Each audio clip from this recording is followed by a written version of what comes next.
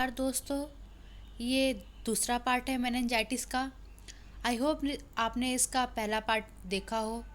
पहले पार्ट में हमने इंट्रोडक्शन एंड पैथोजेनेसिस को डिस्कस किया था एंड सेकंड पार्ट में हम लैब डायग्नोसिस को डिस्कस करेंगे। आइए स्टार्ट करते हैं। सबसे पहले इसमें सैंपल कलेक्शन आएगा। हमें इसमें देखना रहेगा कि हमें इसमें कौन सा सैंपल कलेक्ट करना है। देन उसके बाद हम उसको ट्रांसपोर्ट करेंगे लेबोरेटरी में। ट्रांसपोर्ट के टाइम हमें क्या बातें ध्यान रखनी चाहिए, क्या बातें नहीं करनी चाहिए, तो वो हम इसमें आगे देखेंगे। ट्रांसपोर्ट के बाद हम इसकी इनिशियल प्रोसेसिंग करेंगे। इनिशियल प्रोसेसिंग में सैंपल को सेंट्रीफ्यूज करना, देन उसके बाद टेस्ट को परफॉर्म करना, ये सब आएगा। फिर प्रोसेसिंग के बाद एग्ज़ामिनेशन। एग्ज़ामिनेशन में हम स्पेसिमेन की कल्चरिंग और जो स्टेनिंग होगी वो सब आएगा। देन उसके बाद अगर हमें ऑर्गेनिज्म डिटेक्ट हो जाएगा तो उसके बाद हम रिपोर्टिंग। सैंपल कलेक्शन में हम सीएसएफ को एज अ स्पेसिमेन कलेक्ट करेंगे लैब में, और कलेक्ट करने के बाद हम उसमें उसको दो तरीके से देख सकते हैं। अगर हमें लेबोरेटरी में ट्रांसपोर्ट करने में 1 घंटे से कम टाइम लग रहा है तो हम सैंपल को सेंट्रीफ्यूज कर देंगे। देन सेंट्रीफ्यूज के बाद वो 2 पार्ट में डिवाइड हो जाएगा, सुपरनेटेंट एंड सेडिमेंट। सुपरनेटेंट के थ्रू हम लेटेस्ट एग्लूटिनेशन टेस्ट को परफॉर्म करेंगे, और सेडिमेंट जो उसका डिपॉजिट पार्ट होगा उससे हम ग्राम स्टेनिंग और प्राइमरी प्लेटिंग करेंगे on chocolate agar and blood agar. और अगर हमें 1 घंटे से ज़्यादा टाइम लगेगा लेबोरेटरी में स्पेसिमेन को ट्रांसफ़र करने में, तो हम उसे ट्रांस आइसोलेट मीडियम में इनोकुलेट कर देंगे, और इनोकुलेट करने के बाद हम उसे ओवरनाइट इंक्यूबेट करेंगे in 35 degree Celsius in presence of CO2। Then उसके बाद हम उसकी सब कल्चरिंग करेंगे on chocolate agar and blood agar. Transport of specimen. अगर हमें माइक्रोबायोलॉजिकल इन्वेस्टिगेशन करना है उस स्पेसिमेन के थ्रू, तो अगर हमें लगता है कि हमें इसमें डिले होगा, हमें इसमें देरी हो जाएगी, तो हम उसे रूम टेम्परेचर पे भी छोड़ सकते हैं या फिर उसे इंक्यूबेट कर देंगे। और अगर हमें डिले को अनअवॉइडेबल बनाना है तो हम सैंपल को ट्रांसपोर्ट मीडिया में कलेक्ट कर देंगे। इसमें 3 प्रकार के ट्रांसपोर्ट मीडिया हम यूज़ करते हैं। फर्स्ट है 1% ग्लूकोज ब्रॉथ, सेकंड है स्टुअर्ट्स ट्रांसपोर्ट मीडिया एंड थर्ड है एमिस मीडियम। और कुछ बातें हैं जो हमें ट्रांसपोर्ट करते हुए, स्टोरेज करते हुए हमें ध्यान रखनी चाहिए। कुछ ऑर्गेनिज्म ऐसे होते हैं जो लो टेम्परेचर में सेंसिटिव होते हैं, और सेंसिटिव होने के कारण वो किल कर जाते हैं, तो उनको ट्रांसपोर्ट करने के टाइम हमें रेफ्रिजरेट नहीं करना है। CSF should not be refrigerated during transport and storage। और जो कुछ ऑर्गेनिज्म हैं उनमें Haemophilus influenza, निजेरिया meningitis, streptococcal pneumonia, ये सब आते हैं। और अगर हमें CSF से वायरल स्टडी करनी है और हमें लगता है कि हमें इसमें देरी हो जाएगी उसको ट्रांसपोर्ट करने में, तो हम उसे रेफ्रिजरेट कर देंगे for up to 24 hours. Transport के बाद इनिशियल प्रोसेसिंग आती है। इनिशियल प्रोसेसिंग में हम सेंट्रीफ्यूज करेंगे। सेंट्रीफ्यूज से सुपरनेटेंट और सेडिमेंट 2 पार्ट में डिवाइड हो जाएगा, और जो सेडिमेंट पार्ट होगा, सेंट्रीफ्यूगल डिपॉजिट पार्ट होगा, उससे हम लिस्मानिया स्टेन परफॉर्म करेंगे और इंडियन इंक प्रिपरेशन को परफॉर्म करेंगे।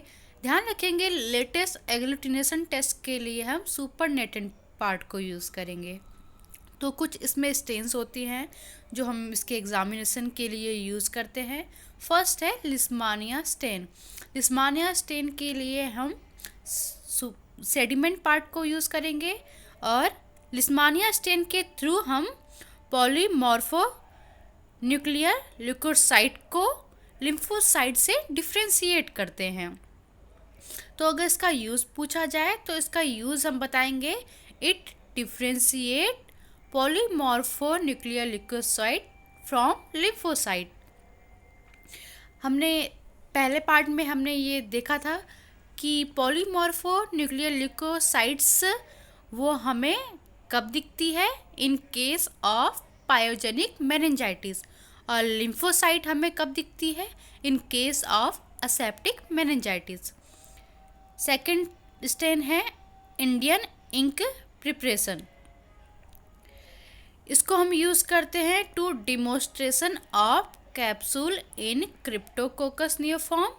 क्रिप्टोकोकस नियोफॉर्म के कैप्सूल को देखने के लिए, डिमोस्ट्रेट करने के लिए हम इंडियन इंक प्रिपरेशन यूज़ करते हैं। और सेकंड यूज़ है to demonstration of capsulated bacteria. Capsulated bacteria को डेमोस्ट्रेट देखने के लिए भी हम इंडियन इंक प्रिपरेशन का यूज़ करते हैं। अब आते हैं लेटेस्ट एग्लूटिनेशन टेस्ट। इसके लिए हम सुपरनेटेंट पार्ट को यूज़ करेंगे।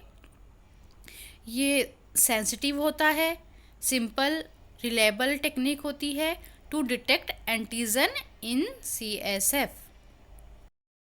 लेटेस्ट एग्लूटिनेशन टेस्ट को हम परफॉर्म करते हैं in case of pneumococcal, meningococcal, group B streptococcal and haemophilus influenzae meningitis.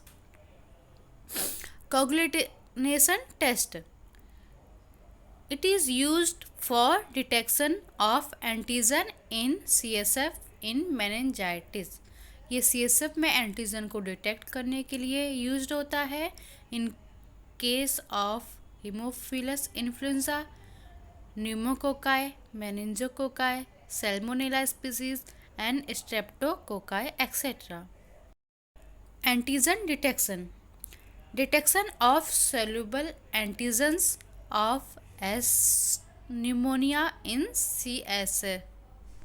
CSF में स्ट्रेप्टोकोकल न्यूमोनिया के सोल्यूबल एंटीजन को डिटेक्ट करने के लिए हम एंटीजन डिटेक्शन टेस्ट करते हैं by performing latex agglutination test. इसमें हम कमर्शियल किट को यूज़ करते हैं।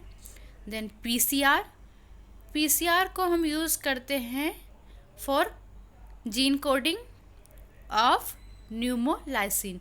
न्यूमोलाइसिन के लिए हम इसमें जीन कोडिंग करेंगे PCR में, और जो हमारा टारगेट एम्प्लीफिकेशन होगा वो है 52 के डाल्टन, और इसमें न्यूमोकोकल टॉक्सिन प्रोटीन। तो जो हमारा टारगेट एम्प्लीफिकेशन है वो है 52 K dalton pneumococcal toxin protein. Next test है इसमें गैस लिक्विड क्रोमेटोग्राफी और electron capture chromatography. Gas liquid chromatography use करते हैं to detect certain chemical differences between bacteria, और इलेक्ट्रॉन कैप्चर क्रोमेटोग्राफी भी हम इसमें यूज़ कर सकते हैं। तो गैस लिक्विड क्रोमेटोग्राफी के थ्रू हम बैक्टीरिया के जो केमिकल डिफरेंसेस होते हैं उनको डिटेक्ट करते हैं। नेक्स्ट है VDRL टेस्ट। इसको हम सिफिलिस में परफॉर्म करते हैं। It is used for detection of antibodies against Treponema palladium in CSF। Treponema palladium is a causative agent of syphilis. Viral culture, और अगर हमें लगता है कि ये असेप्टिक मेनिंजाइटिस का केस है तो हम CSF को इनोकुलेट कर देंगे on tissue culture for detection of viral agents. ये तो हमने इसका लैब डायग्नोसिस देख लिया, बट इसमें एक कंडीशन है जिसको हमें ध्यान रखना होगा, कर्निंग साइन। कर्निंग साइन में ये डायग्राम के थ्रू आप समझिए। कर्निंग साइन में जो हिप की मसल्स, हैमस्ट्रिंग मसल्स होती हैं, उसके स्टिफनेस की वजह से अगर हम हिप को 90 डिग्री पे फ्लेक्स करेंगे तो हमारा पैर स्ट्रेट नहीं होता है। जैसे आप मान सकते हैं अपने हिप को आप 90 डिग्री पे फ्लेक्स कर रहे हैं और पैर सीधा नहीं हो पा रहा है, तो इसे कर्निंग साइन कहते हैं। It is cause by severe stiffness of hamstring muscle. It is a one of physical demonstrable symptom of meningitis. It is causes an inability to straighten the leg when the hip is flexed to 90 degrees due to severe stiffness of the hamstring muscle. It is called Kerning sign.